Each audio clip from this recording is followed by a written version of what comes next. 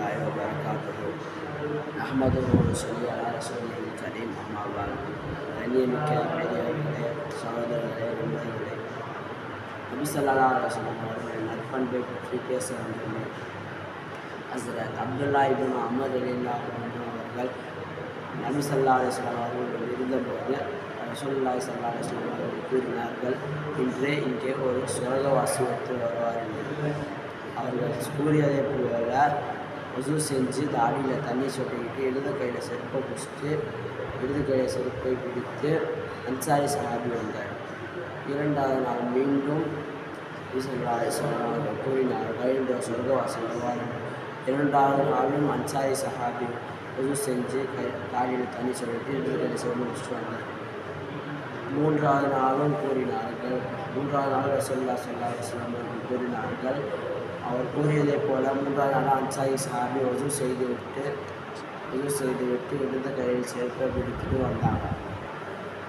அப்போது அதெல்லாம் பார்த்துட்டு இருந்த அப்துல்லா இப்னு அமர் ரலியல்லாஹு அன்ஹு அவர்கள் அவரை பின்தொடர்ந்து போய் அவர் வீட்டின் கிட்டே அணிந்தவுடன் அவர்களிடம் கூறினார்கள், எனக்கும் என் தந்தைக்கும் சண்டை, அதனால் 3 நாட்கள் உங்கள் வீட்டில் தங்க அனுமதிக்கிறீர்களா என்று.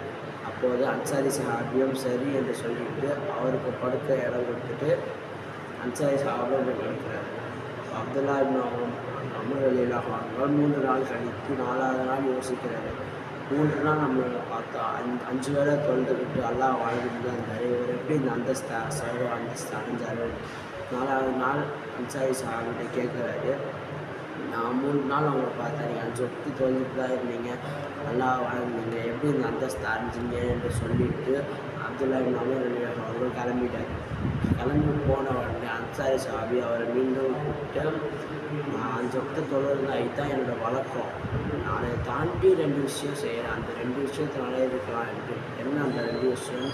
அப்துல்லா இப்னு அமர் ரலியல்லாஹு அவர்கள்ட்ட சொல்கிறாரு, நான் உள்ளத்தில் யாரை பற்றியும் கபடம் இல்லை, யாரை பற்றியும் கபடம் இல்லை. 2வது விஷயம், அல்லாஹ் வேறு வச்சிருக்காவது ஏதாவது பதவி ஏதாவது கொடுத்தா அதை பற்றி பொறாமப்பட மாட்டேன். இந்த 2 விஷயம்தான் சொன்னார்.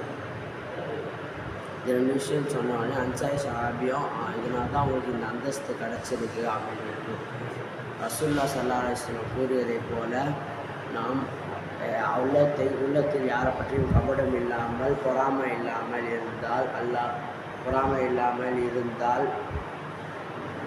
நமக்கு நன்மை தருவானாக, அல்லாஹ் தௌஃபீக் செய்வானாக. ஆமீன்.